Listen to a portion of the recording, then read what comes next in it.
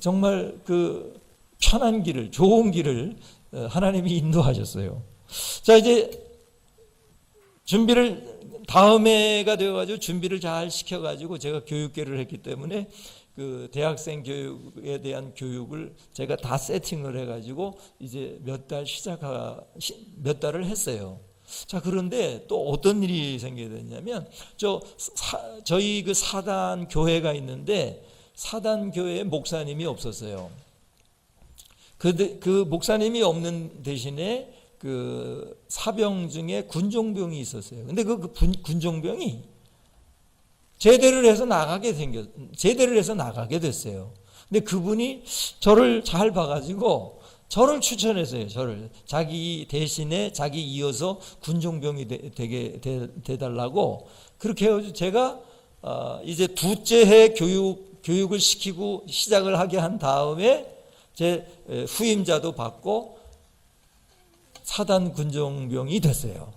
그래서 제가 전혀 요만큼도 예상하지 못했는데 군종병으로 올라가가지고 새벽 기도하고 수요 기도회 설교하고 그랬어요. 주일날은 저기 그 주위에 있는 대전 통합병원 그 군목 목사님이 오셔서 주일날 예배를 인도를 했고 그분이 계속 올 수가 없으니까 나머지 시간은 제가 한 거예요. 근데 저는 그때 일반 대학 2년 마치고 갔기 때문에 신학은 아무것도 모르는 때였어요.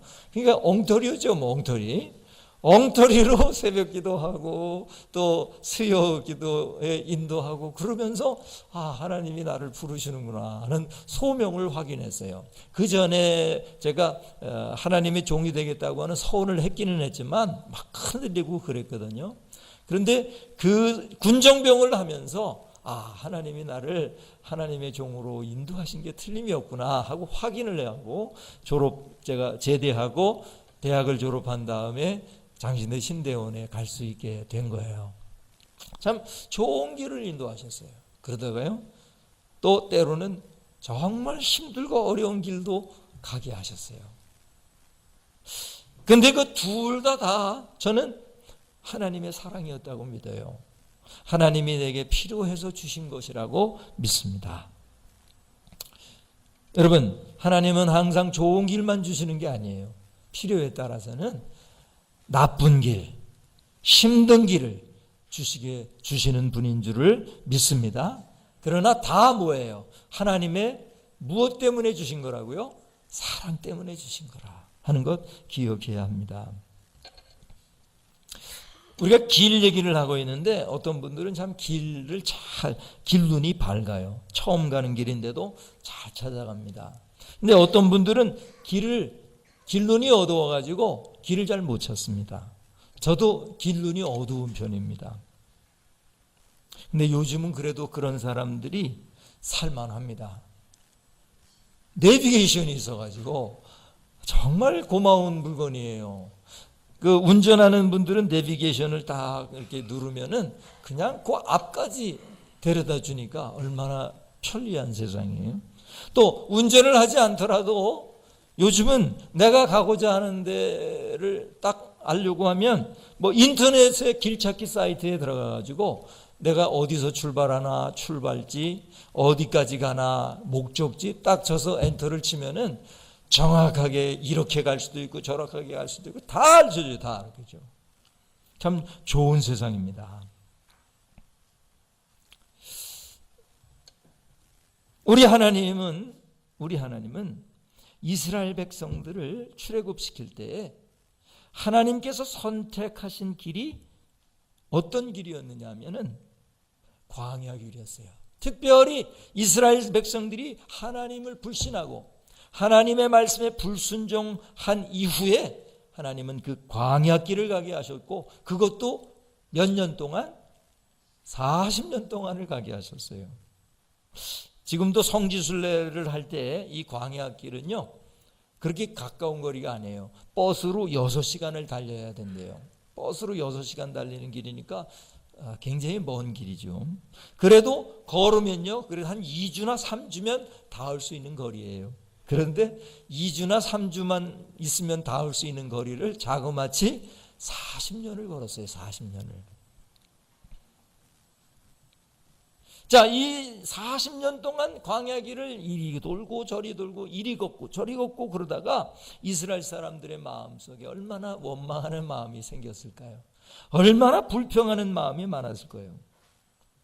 더군다나 그 광야는 물을 구할 수가 없어요. 먹을 것을 구할 수가 없는 그런 곳이에요. 정말 황량한 광야 길이에요. 자, 이런 길을 하나님은 길을 모르셔서 선택하신 걸까요? 하나님이 길을 모르셨나요? 아니에요. 이것은 의도적이었어요. 의도적. 일부러 그러셨다. 일부러 그 광야길, 어렵고 힘든 길을 가게 하셨다는 거예요. 그럼 여러분, 하나님께서 이스라엘 백성들을 광야길을 걷게 하신 목적이 무엇입니까? 그것을 오늘 우리에게 오늘 본문은 말씀해 주고 있습니다. 하나님께서 광야길을 걷게 하신 목적이 무엇인가? 그것은 첫 번째로 보시면은 낮아지고 겸손해지게 하기 위해서였다는 거예요. 한번 따라합시다. 낮아지고 겸손해지게 하기 위해서입니다. 우리 2절 제가 읽어드리면 내 하나님 여호와께서 이 40년 동안에 내가 광야길을 걷게 하신 것을 기억하라. 이는 너를 낮추시며 하고 말씀합니다. 이는 너를 낮추시며. 하나님께서 이스라엘 백성들을 광야로 보내신 것은 바로 광야는 이스라엘 사람들이 도저히 극복할 수 없는 곳이기 때문이에요. 먹을 것 극복할 수 있어요? 그때 인원이 약 200만이었다 그래요. 200만. 왜냐하면 남자의 수만 쉰 것이 60만이었거든요. 그 애굽에서 나온 사람들 중에 남자가 60만 명이었어요. 그러면 여자도 같은 숫자일 것이고 어린아이가 자녀들이 한 집에 두세 명 있을 거고 이렇게 생각하면은 약 200만에 가까울 것이다. 이렇게 성경학자들은 추정하고 있어요. 한번 생각을 해보세요. 몇 사람 한 가족이 광야를 여행을 할 때에도 그 광야에서 먹을 것 싸가지 않으면 먹을 것 구할 수 없어요. 마실 것 구할 수 없어요. 사람의 힘으로는 도저히 극복할 수 없는 환경이에요. 그것도 200만이에요. 애굽에 있을 때 아무리 부자였다 그래도 소용없어요. 애굽에 있을 때 아무리 지식이 많았었다고 해도 소용없어요. 애굽에 있을 때 높은 위치에 혹 올라갔다 할지라도 소용없어요. 많은 경험이 있었다 그래도 소용없어요. 어떻게 그 광야에서 200만이 먹고 살아요? 어떻게 그 광야에서 200만이 마시고 살아요? 당장 굶어 죽게 생겼는데 그 환경 속에서 어떻게 됩니까? 낮아지게 되죠. 낮아지게. 자존심 내려놓는 거예요. 과거에 누렸던 것 내려놓는 거예요. 여러분, 광야 길을 가지 않으면 사람은요 간사해서 절대 겸손해지지 않습니다. 낮아지지 않습니다. 저는 성공한 채로 겸손해지는 사람을 보질 못했습니다. 그런데 그 사람이 한번 확 무너지고 한번 확 실패하고 잃어버리고 난 후에야 그 사람은 겸손해지더라고요. 그리고 그 사람이 다시 성공하면 계속해서 겸손을 유지할 수 있어요. 그런 사람들은. 근데 계속 승승장구만 했던 사람은요 겸손해지기가 어려워요. 왜냐하면 다 해서 되니까. 남들이 다 자기를 좋아하는 것 같고 다 인정해 주니까 이 사람은 도무지 겸손해지지 않아요. 낮아지지 않아요. 이스라엘 백성들은 그 광야길에서 허덕이면서 먹을 것 없지, 마실 것 없지, 이런 자신들의 한계를 느끼면서 나는 아무것도 아니구나, 우리는 아무것도 아니구나, 이런 환경 속에서 하나님이 도와주시지 않으면 우리는 아무것도 아니구나 하는 것을 알면서 낮아지는 거예요. 겸손해지는 거예요. 그래서 저는 이 젊은이들이 군대에 가는 거 참 좋다고 생각해요. 군대에 가봐야 어려운 일을 해보잖아요. 내가 하기 싫은 일도 억지로라도 하게 되잖아요.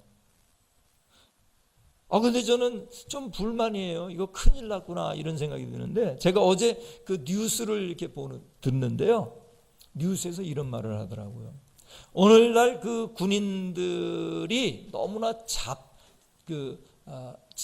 작업에, 전투력과 관계없는 일에 너무 많은 시간과 그 노력을 든다는 거예요. 쉽게 말하면 이런 거예요. 군대에 가면은 가서 그 전투하는 훈련하고 교육받고 이러는 것보다는 가서 풀 뽑고 청소하고 삽질하고 뭐 상관이 시키는 허드렛 일하고 이런 일들이 많거든요. 겨울에는 눈이 오면 눈 치우고 이런 일들 많거든요. 자, 이것이 지금 잘못됐다는 거예요. 그래서 앞으로는 이렇게 하겠다는 거예요. 어떻게 하냐면 겨울에 눈 치우는 것도 민간에게 맡겨가지고 아웃소싱을 하겠다는 거예요. 그리고 평소에 군인들이 하는 청소 이것도 민간 업자에게 맡겨가지고 민간인들이 청소해주고 군인들은 그냥 이 전투 훈련하는 데에 집중하게 한다는 거예요. 저는 그것도 좋은 발상이다 이런 생각도 하지만 한편으로는 이거 큰일 났다 이런 생각이 들어요. 왜냐하면 군대 가서 내가 하기 싫은 일 시키는 대로 가서 풀 뽑고 가서 청소하고 삽질하고 이러는 동안에요, 진짜 군인이 된다니까요. 그러면서 내가 하기 싫은 일인데도 불구하고 억지로라도 하게 되는 사람이 돼요. 진짜 군인이 됩니다. 그런데 그런 것마저도 다 이제 민간 사람들에게 화장실 청소 맡기고 또 바닥 쓸고 눈 오면 눈 치우고 그거 다 맡기면 어려운 일이 없어지잖아요. 어려운 일. 그러면 군대에 가서 배울 수 있는 게 정말 적어질 겁니다. 저도 아들이 있지만 그런 편한 군대에 우리 아들이 가기를 한편으로는 원하지만 한편으로는 그래도 좀 어려운 일을 해야죠. 어려운 일. 힘들고 어렵지만 그 일을 해야 내가 진정으로 낮아질 수 있어요. 그런 일을 해야 내가 진정 겸손해질 수 있다고요.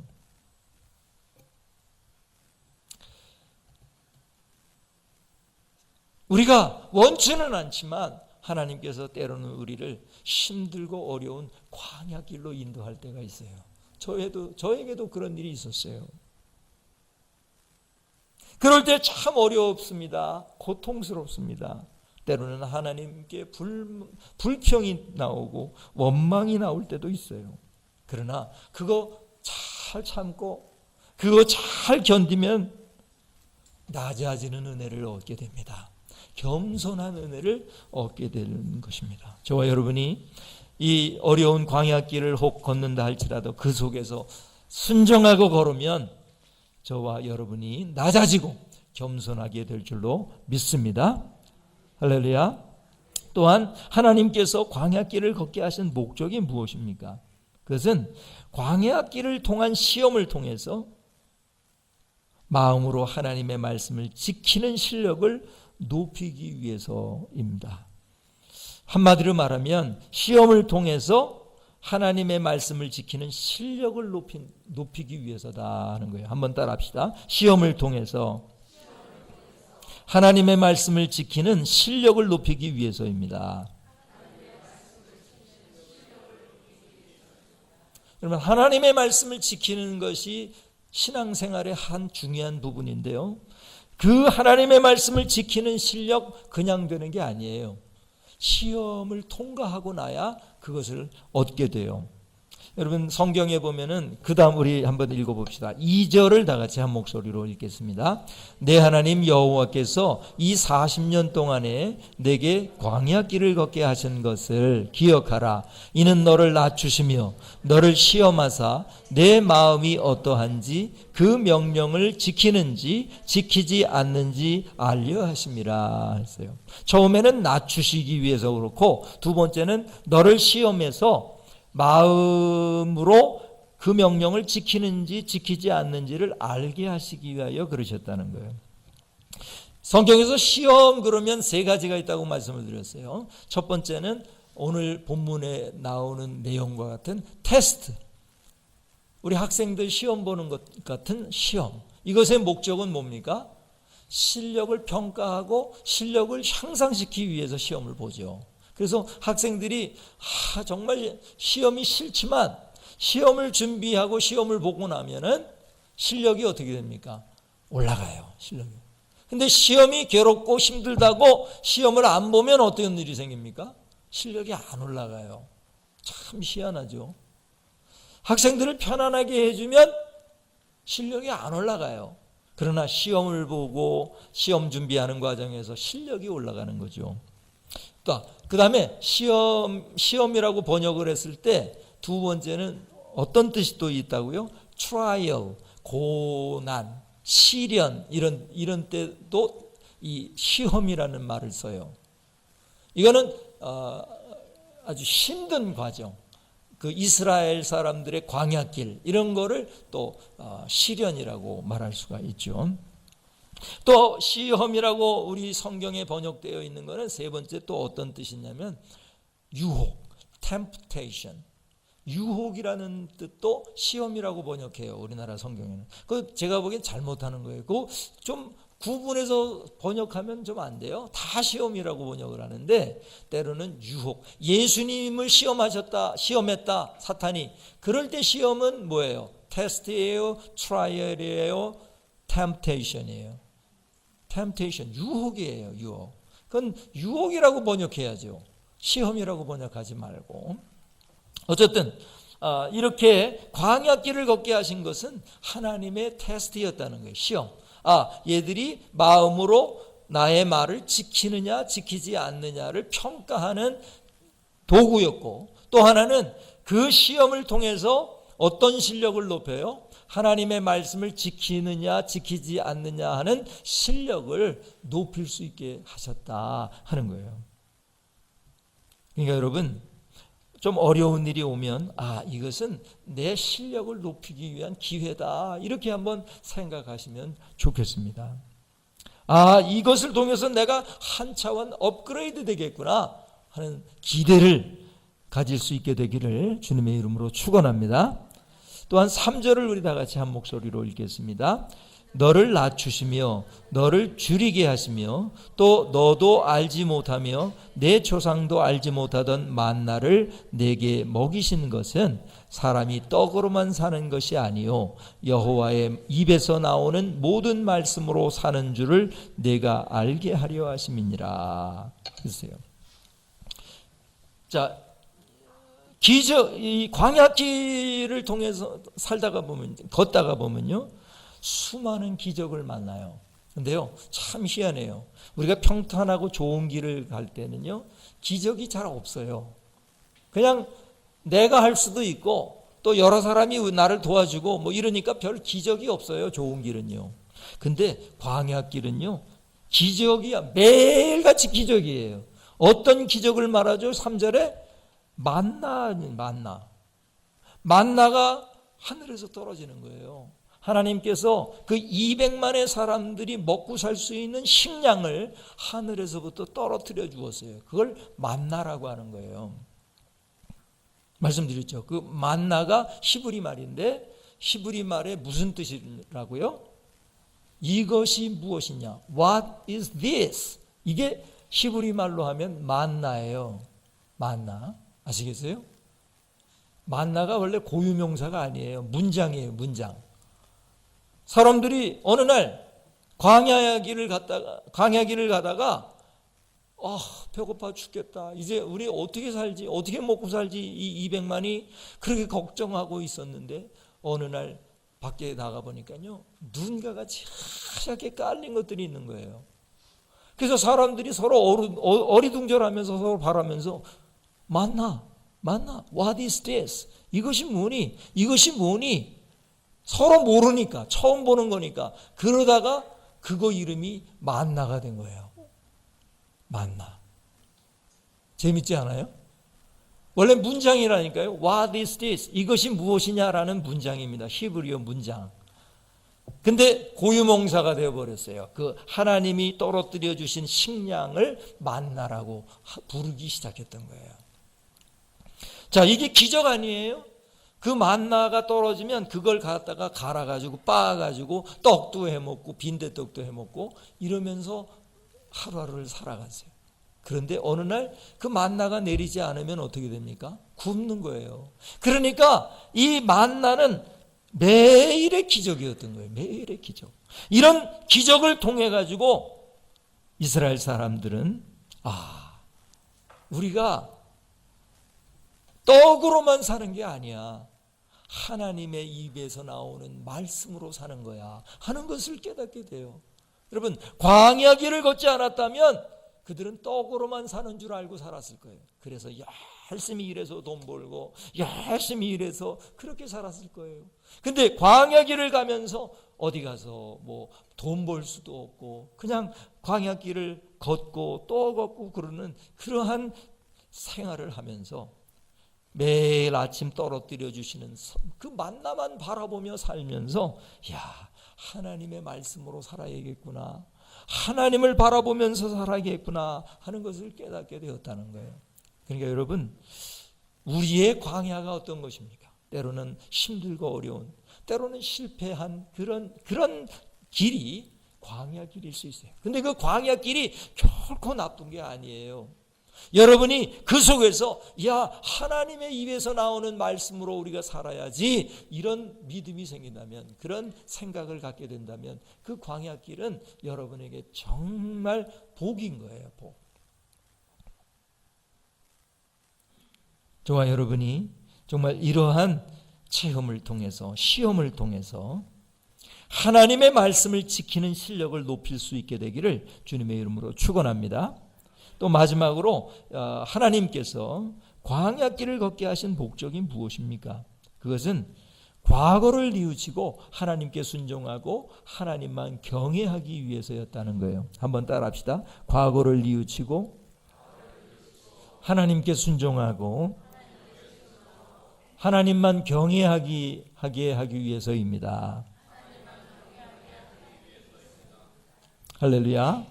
우리 4절을 다 같이 한 목소리로 읽겠습니다. 이 40년 동안에 내 의복이 헤어지지 아니하였고 내 발이 부르트지 아니하였느니라. 정말 기적이 또 하나 있었어요. 그게 뭐냐면 40년 동안 그들이 입고 있었던 의복이 하나도 헤어지지 않는 거예요. 보통 우리가 옷을 입으면 10년이면 다 낡고 헤어지잖아요. 근데 40년이 되도록 헤어지질 않아요. 기적이죠, 기적. 또 무슨 일이 있습니까? 내 발이 부르트지 아니하리라. 그냥 이 사람들이 하는 일은요, 아침에 일어나가지고 구름기둥이 붕 떠가지고 앞으로 가면 구름기둥 따라가지고 걷고 또 걷고 그러는 거예요. 근데 왔던 길 또 가고 또 가고 뱅뱅 돌고, 군대용어로 말하면 그걸 뭐라 그러냐면 뺑뺑이 돌린다 이거예요. 하나님이 뺑뺑이 돌리는 거예요. 그런데 발이 부르트지 않아요. 보통 군대에서 이 행군 많이 하는 그런 부대면요, 100km 행군 뭐 이런 거 하거든요. 공수부대 사람들 보면요. 그러면 그 사람들 발이 맨날 부르터요. 터지고요. 근데 그런 일이 없었어요. 그런 일이. 5절을 다 같이 한 목소리로 읽겠습니다. 너는 사람이 그 아들을 징계함 같이 내 하나님 여호와께서 너를 징계하는 줄을 마음에 생각하고. 이것은 하나님의 징계지. 이런, 우리가 하나님을 불신했고 하나님의 말씀에 불순종했기 때문에 그 정탐꾼들의 말을 우리가 듣고 낙담하고 이랬기 때문에 우리는 지금 하나님의 징벌을 받는 거야 하고 뉘우치게 되었다는 거예요. 뉘우치게 되었다. 6절을 나같이 한 목소리로 읽겠습니다. 내 하나님 여호와의 명령을 지켜 그의 길을 따라가며 그를 경외할지니라. 자, 그와 같은 체험을 통해서 하나님을 따라가는 게 최고 기쁜 거구나, 최고 복이구나, 하나님을 경외해야겠구나. 경외라는 말이 뭐라고요? 하나님을 두려워하면서 사랑하는 거고, 하나님을 사랑하면서 두려워하는 것, 그걸 경외라고 하는데, 그 경외는 그냥 생기는 게 아니에요. 이와 같이 광야길을 걸어가면서 하나님이 살아계심을 체험한 사람에게 주어지는 마음이 경외예요. 하나님을 경외하는 거예요. 하나님 사랑합니다. 하나님은 참 두려운 분이십니다 하고 고백할 수 있게 되는 거예요. 그러면 그 사람은 하나님께 기도하죠. 하나님을 의지하죠. 여러분, 광야길이 있는 것이 문제가 아니에요. 광야길을 만났을 때 어떻게 반응하냐가 문제예요. 어떤 사람들은 광야길을 걸어가면 자포자기하고 실망해요. 하나님께 불평해요. 원망해요. 그래서 결국 하나님을 떠나는 사람들도 있어요. 하나님을 배반하는 사람들도 있어요. 그러나 그 광야길에서 이 광야길은 하나님이 내게 주신 거야. 이런 사실을 기억하면서 간절히 기도하면서 묵묵히 참고 그 광야길을 하나님과 함께 걸어가는 사람에게는 정말 소중한 것들을 얻게 돼요. 하나님을 향한 체험적인 믿음을 갖게 되고 하나님을 진정 사랑하고 경외하는 그런 사람들이 될 줄로 믿습니다. 저와 여러분이 그런 사람들 되시기를 주님의 이름으로 축원합니다. 기도하시겠습니다. 오 하나님 아버지, 감사합니다. 오늘 이 말씀을 통해서 저희들에게 말씀해 주신 것 감사드립니다. 때로 우리는 편한 길을 가기를 원합니다. 그런데 때로는 힘들고 어려운 험한 길, 광야길을 가게 될 때가 있습니다. 그럴 때마다 이 길은 하나님이 내게 주신 것이라는 믿음을 갖게 해 주시옵소서. 그 광야길을 걸어갈 때 우리는 낮아지고 겸손해지게 하여 주시옵소서. 우리가 그 광야길을 걸어갈 때 하나님의 말씀을 지키는 실력 있는 믿음의 사람들이 되게 해 주시옵소서. 우리가 광야길을 걸어갈 때 많은 체험을 통하여 하나님을 의지하는 법을 배우게 하시고 하나님을 경외하는 법을 배울 수 있는 저희들이 되게 하여 주시옵소서. 이 모든 말씀 예수님의 이름으로 간절히 기도하옵나이다. 아멘.